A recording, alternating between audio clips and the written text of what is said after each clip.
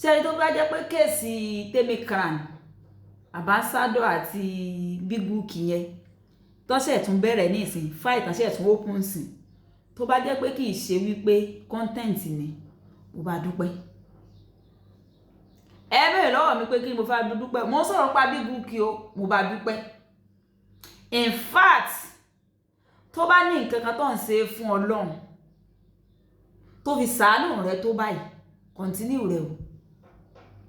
Tó bá dẹ̀ jẹ́ wípé mọ́mísì rẹ náà ni mo mí pé mọ́mí rẹ ló bá ní nǹkan tó ń ṣe fún Ọlọ́run tó wá wo ọlá tí wọ́n ṣàánú rẹ tó báyìí kán continue o kán wọ́n dàgbù mo bá dúpẹ́ o. Ọ ní kí ni rísì tí mo fi bọ́ dúpẹ́ torí nígbà náà lọ́run tó ń ṣe fìrí kọ́kọ́ èmi tiẹ̀ ti lérò wípé abẹ́ ti jọ múlẹ̀ ni. Báwọn èèyàn ṣe advice rẹ tó mo wà lára àwọn tán advice rẹ tó listen mo lérò wípé ẹ ti jọ dì síbì kan ni. Àmọ́ Ọlọ́run tí ó wà bọ́ ọ ṣe ló jẹ́ kí ọkọ padà tètè lọ lé lọ bá yàwó. O lè understand. Àwọn tán dì sírú inú ọ̀fìn ayé bí eléyìí tọ́lọ́sẹ̀ yọ síta ní kó lọ bèrè lọ́wọ́ wọn. Mo mí wípé àwọn tó jẹ́ wípé wọ́n ti ṣe pẹ́pẹ́ dẹ̀mbà náà tó jẹ́ pé ọkọ náà kò jẹ́ tán ti bí kan tán ti bí méjì tó jẹ́ pé ẹlòmíì gan ti bí bíi mẹ́rin at the end of the day tọkọ wá padà lọ sọ́dọ̀ ìyáálé tán wá já sí ayò ọlọ́pọ́n pẹ̀lú òun àtàwọn ọmọ èyí owó oúnjẹ wọn ò mú wá fáwọn àwọn ọmọ èyí ọkọ kò sọkọ lórí rẹ̀ mọ́ èyí kankan wọn sì kankan mọ́ táwọn èèyàn tún wá ń bu wípé kí ló dé tí wọn náà lọ fẹ́rú èèyàn báwọn ọba àwọn ìyẹn ni wọ́n lè mọ̀ wípé oore ńlá lọ́lọ́run sí o.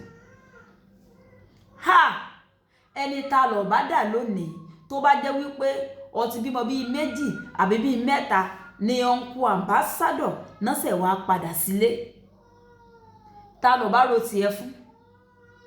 Ṣé rí ọ̀pọ̀lọpọ̀ yín àwọn wife material àbí housewife tẹ́ ń wò yẹn ṣó ti yé apart from wípé tá bá sọ wípé owú jíjẹ ká mú owú jíjẹ sẹ́gbẹ̀ẹ́ kan wọ́n ti mọ inú ọ̀fìn ayé táwọn jì sí and they are trying their all possible best láti má jẹ́ kí obìnrin míì náà kó tún wá dá oru mọ́ra kó wá jìn sófin ayé.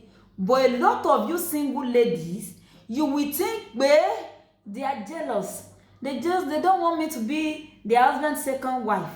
They want to be their husband only wife. Ilẹ̀ mọ̀ ń pé ẹ̀ mọ̀ wípé wò fẹ́ kẹ́ wá sórí ibú ni. Kì í mọ̀ wípé a lot of àwọn married women yẹn wọ́n fẹ́ kẹ́ wá sórí ibú ni. Ṣùgbọ́n ẹlòmíì náà sọ padà sórí ibú náà ni. Kéèsì kan ni mo gbọ́ níjọ́ ní o after 5 years tán ní àbí 10 years ní tọ́kọ ti kọ ìyàwó tégbé tirègbè tí ìyá tó ti fẹ́ lòmíì wọlé ni ọkọ ń sọ fún ìyàwó ní ìsìn pé kó palẹ̀ ara mọ́ ìyálé ń bọ̀ nílé ọdún ìyálé tó ti lọ láti bíi 5-10 years ago. Ó lè mórí tọ́lọ̀ ń ṣe fún ọ lọ bèrè lọ́wọ́ àwọn second wife tí ọkọ àbándọ̀ yẹn third wife tí ọkọ àbándọ̀ yẹn irú nǹkan báyìí ló ṣẹlẹ̀.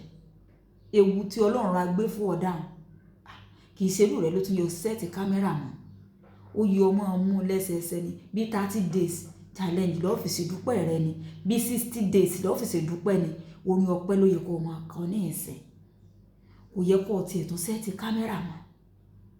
Wọ́n ní ikú tí ò bá pa ni tó bá mú fìlà tó sì kéèyàn máa jó wọn ni ọ̀rọ̀ rẹ̀ mà tó sí jó bí gúrúkì ọ̀rọ̀ rẹ̀ mà tó sí jó. Alájìkẹ́rì iná o ẹ bá ń like comment ẹ share o dàbọ̀.